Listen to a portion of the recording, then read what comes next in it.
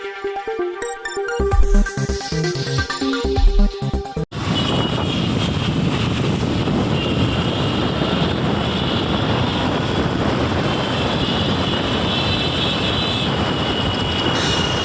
বলছে বাংলায় স্বাগত। এই মুহূর্তে আমি রয়েছি হাওড়া স্টেশনে। হাওড়া স্টেশনে কেন রয়েছি আপনারা জানেন, বিগত বেশ কয়েক বছর যাত্রী নিরাপত্তা, রেলের যাত্রী নিরাপত্তা যেভাবে প্রশ্নচিহ্নের সামনে দাঁড়িয়ে রয়েছে, সেইখান থেকে যাত্রী যারা রয়েছেন, যারা যাত্রী সাধারণ, তাদের কাছে জানতে চাইব যে তারা কি বোধ করছেন, তারা কি নিরাপত্তাহীনতায় ভুগছেন ইত্যাদি আমরা জানতে চাইব। রেলমন্ত্রী বিগত বেশ কয়েক বছর, অর্থাৎ দুটি টার্মে রেলমন্ত্রী রয়েছে অশ্বিনী বৈষ্ণব। রেলমন্ত্রীর কি নৈতিক দায় থাকছে না? রেলমন্ত্রীর কি পদত্যাগ করা উচিত নয়? এই সমস্ত বিষয় কিন্তু আমরা যাত্রীদের কাছে জেনে নেব। 2019 থেকে 2024 পর্যন্তই যদি আমরা ধরি, দেখা যাচ্ছে 36টির বেশি ছোট বড় দুর্ঘটনা ঘটেছে রেলে। 350-এর ওপরে যাত্রীর মৃত্যু হয়েছে, 1500-এর ওপরে ছোট বড় দুর্ঘটনাগ্রস্ত হয়ে হসপিটালাইজড হয়েছেন। যাত্রী নিরাপত্তায় যেই ধরনের যাত্রী সুরক্ষায় কর্মী নিয়োগ করার কথা, সংবাদ মাধ্যমের তথ্য অনুযায়ী কিন্তু সেই পরিমাণে পর্যাপ্ত কর্মী নিয়োগ করা হয়নি রেল দপ্তরে। আপনার কি মনে হয় এর দায়ে, আজকেও রেল দুর্ঘটনা ঘটেছে, এর দায় কি রেলমন্ত্রী হিসাবে অশ্বিনী বৈষ্ণব অস্বীকার করতে পারেন? না, অস্বীকার তো করা উচিত না, কেন কি এটা তো ওনারই রেসপন্সিবিলিটিতে আসছে, তো অস্বীকার তো করা উচিতই না।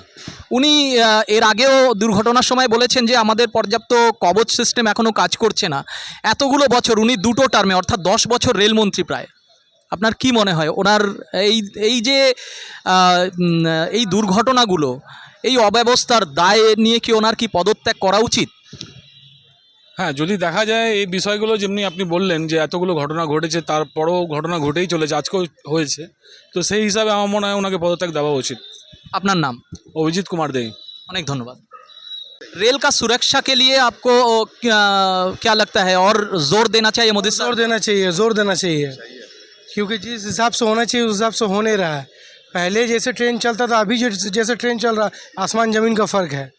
अभी हर ट्रेन एक तो टाइम से नहीं चलता है, सब लेट चल रहा है।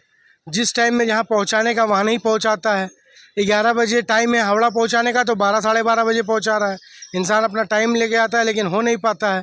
अब क्या बोलेंगे, अब जैसा सरकार सिस्टम किया है वैसा चल रहा है। आपका नाम? मेरा नाम मोहम्मद साहिद है। দুর্ঘটনার সমবেদনা দেওয়া, নিরাপত্তার অভাব। অনেক ধন্যবাদ। আপনার নাম? প্রদীপ কুমার বেরা। নিশ্চয়ই পদত্যাগ করা উচিত। আপনি কি চান রেলের সুরক্ষা আর একটু জোর দিক সরকার? জোর দিক। আমার তো মনে হয় রেলটাকে আগামী দিনে তুলে দেবে, আর মনে হচ্ছে আম্বানি আদানি হাতে তুলে দেবে রেলটাকে। আপনার নাম? আমার নাম রাজেশ থাপা। অনেক ধন্যবাদ। রেল দুর্ঘটনায় যে মানুষগুলো প্রাণ গেছে, তা থেকে আপনার মনে হয় যে রেল পরিষেবা ঠিক? ওটা তো আগেও হতো, এত লোকজন বেড়েছে, ওখানে হবেই। এটা কখনোই অস্বীকার করার উপায় নেই, কারণ এখন মানে যে পার্সন, মানে যিনি রিটায়ার করছেন, সে জায়গায় নতুন লোক আসছে না, যার ফলে কী হচ্ছে, অস্থায়ী কর্মচারীদের দিয়ে চালানো হচ্ছে। এইভাবে চলতে পারে না, এবং এই ঘটনা আরও ভবিষ্যতে ঘটবে। रेल मंत्री अश्विनी वैष्णव को पदत्याग करना चाहिए कि नहीं? हाँ जी, करना चाहिए जरूरी, क्योंकि रेल का सुविधा नहीं मिल रहा, कहीं कुछ नहीं मिल रहा है। आपका नाम? संतोष। Thank you. পদত্যাগের কথাটা বলতে পারবো না, কিন্তু তার একটা দায়িত্ব আছে, দায়িত্বটা নেওয়া উচিত। আপনার নাম? আমার নাম সুশীল কুমার দাস, আসানসোলে থাকি। ধন্যবাদ।